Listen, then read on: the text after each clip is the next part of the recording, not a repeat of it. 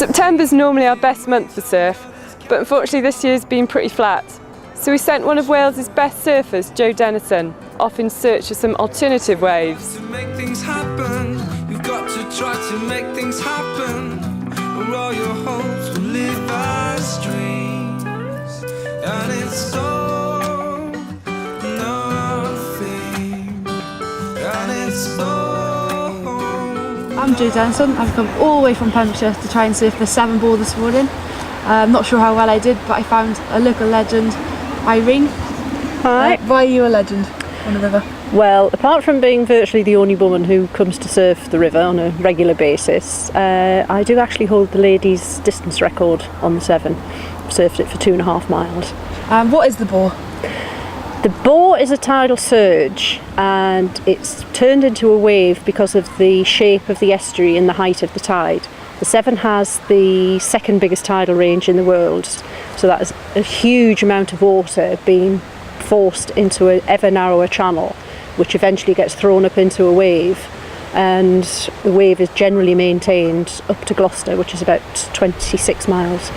In previous years, when we've had the dry summers, the level of the river has dropped dramatically. Last year we had people saying they've never seen the river so low, and that has deposited an awful lot of sand. The summer floods, because there was so much water coming down the river that doesn't normally, will have washed away an awful lot of that sand. And when you've got big sandbars, you have a narrow channel that the water gets forced through. Today there was an awful lot of water. There was a pool of water over that side. That's not normally there. So that will have taken a lot of energy of the wave, which should have been deflected around the corner, and you should have been able to catch a wave. What do you know about the barrage that's going to be built? Well, I know it's being heralded that it's going to provide 2% of Britain's power. It's going to provide a new road link between Wales and England. The effect it's going to have on the bore, it may turn it into a non-surfable wave. I think there certainly will still be a wave, but whether it be big enough to break and be surfable, I don't know.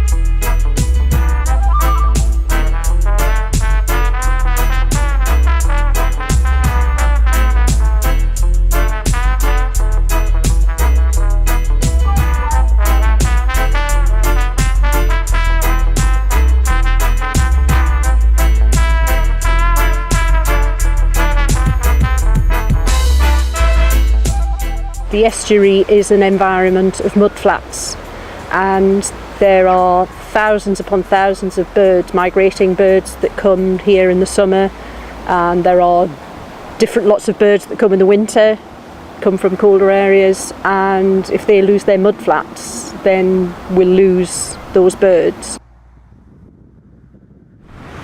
Someone who knows a little bit more about harnessing tidal power is James Orme of Swan Turbines. So there's been a lot of controversy about the 7 barrage. What's the problem with it? The 7 barrage is a brilliant idea in terms of energy capture. It can provide 5% of the UK's electricity, which is a massive amount, and it can provide that for years and years. The unknown is the environmental impact. What would happen if you flood that huge area up the river of the Bristol Channel? And nobody really knows what effect that's going to have. Okay, are there any other alternatives for harnessing tidal power? Yeah, definitely, yeah. We're doing something at Swan Turbines in Swansea, which is a tidal stream energy device. And rather than using the height of the water to get the electricity, you use the flow of it. And around the UK there's some really good places to do that, and the Bristol Channel is one of them. And you use what's effectively an underwater wind turbine, which sits on the seabed and spins as the tide goes past it. The potential for that is about the same as the Severn barrage around the UK.